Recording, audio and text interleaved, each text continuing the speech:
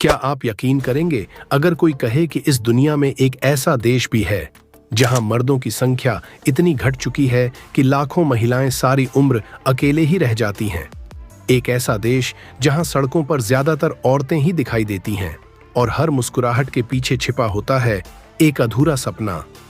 यह कोई काल्पनिक कहानी नहीं बल्कि लिथुआनिया की सच्चाई है। लेकिन आखिर ऐसा क्यों हो रहा है? क्या ये कोई छुपा हुआ मिशन है या फिर वर्षों से पर्दे में रखी कोई गुप्त साजिश? आखिर क्यों लिथुआनिया में हर 100 महिलाओं पर केवल 73 पुरुष ही बचे हैं? क्या अब यहाँ की महिलाएं विदेशी पुरुषों की ओर आकर्षित हो रही हैं? और क्या भारत, पाकिस्तान, बांग्लादेश जैसे देशों के लड़कों को अब वहां ड्रीम पार्टनर के रूप में देखा जाने लगा है? लिथुआनिया की यह सच्चाई जितनी सुंदर नजर आती है उतनी ही रहस्यमयी और चौंकाने वाली भी है। तो चलिए आज हम आपको लेकर चलते हैं एक ऐसे जादुई सफर पर जहां सिर्फ सौंदर्य नहीं बल्कि एक छिपा हुआ दर्द, घटती जनसंख्या और कुछ सामाजिक झटके देने वाले पहलू आपका इंतजार कर रहे हैं। लिथुआनिया एक शांत और खूबसूरत यूरोपीय देश जिसकी सड़कों पर सन्नाटा तो नहीं लेकिन जनसंख्या के आंकड़े एक भीतर ही भीतर चल रही हलचल की तरफ इशारा करते हैं। यहाँ हर 100 महिलाओं पर सिर्फ 73 पुरुष मौजूद हैं।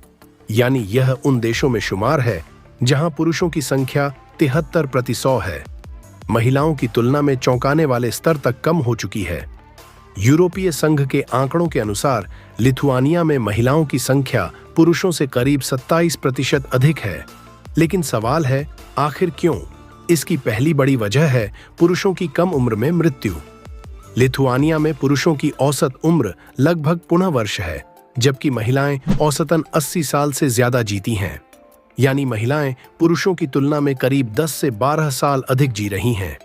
इसकी एक प्रमुख वजह है अत्यधिक शराब सेवन और मानसिक स्वास्थ्य से जुड़ी समस्याएं। VOH की रिपोर्ट के मुताबिक लिथुआनिया उन देशों में से एक है जहां शराब का सेवन सर्वाधिक है और यह आदत खासकर पुरुषों के लिए जानलेवा बन चुकी है। डिप्रेशन और आत्महत्या की दर भी यहाँ पुरुषों में महिलाओं की तुलना में कहीं अधिक है। कई पुरुष सामाजिक दबावों के चलते अपनी मानसिक पीड़ा किसी से साझा नहीं कर पाते और अंदर ही अंदर टूटते चले जाते हैं। अब सवाल उठता है, जब किसी समाज में लड़कियों की संख्या अधिक हो और लड़कों की कम, तो क्या इसका असर केवल आंकड़ों तक सीमित रहता है या फिर यह असंतुलन रिश्तों, विवाह और भावनात्मक जीवन पर भी गहरा असर डालता है? क्या लिथुआनिया की महिलाएं अब अपने जीवन साथी की तलाश में दूसरे देशों की ओर देखने को मजबूर हैं? क्या इस असंतुलन के चलते अकेलेपन और सामाजिक असुरक्षा की भावना और भी बढ़ रही है? यह कोई सामान्य आंकड़ा नहीं बल्कि एक सच्चाई है जो इस शांत देश के भीतर छिपे जनसंख्या संकट को उजागर करती है।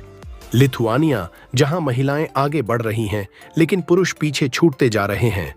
यहाँ महिलाओं की औसत उम्र पुरुषों से करीब 11 साल अधिक है। शराब की लत, दिल की बीमारियां और मानसिक स्वास्थ्य से जुड़ी दिक्कतें पुरुषों की जल्दी मृत्यु का बड़ा कारण बन चुकी हैं। CDC के मुताबिक पुरुषों में आत्महत्या की दर दुनिया में सबसे ज्यादा यहीं पाई जाती है और ऐसे में कई बच्चे बचपन में ही अपने पिता को खो बैठते हैं। दूसरी ओर महिलाएं शिक्षा और आत्मनिर्भरता के क्षेत्र में तेजी से आगे बढ़ रही है। करीब 63% युवा महिलाएं उच्च शिक्षा प्राप्त हैं जबकि पुरुषों में यह आंकड़ा केवल 29% है।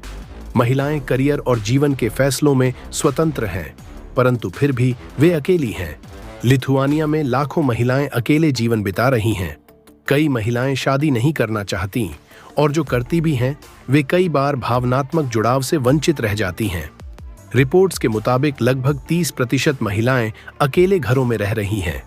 अब प्रश्न यह है, क्या आत्मनिर्भरता ही उनकी तन्हाई का कारण बन रही है या फिर पुरुषों का असमय चले जाना ही समाज के इस असंतुलन की असली जड़ है? जब देश में पुरुषों की संख्या घटती है तो क्या महिलाओं की नजरें विदेश की ओर मुड़ती हैं? लिथुआनिया में महिला पुरुष अनुपात का यह अंतर डेटिंग और रिश्तों का समीकरण ही बदल चुका है।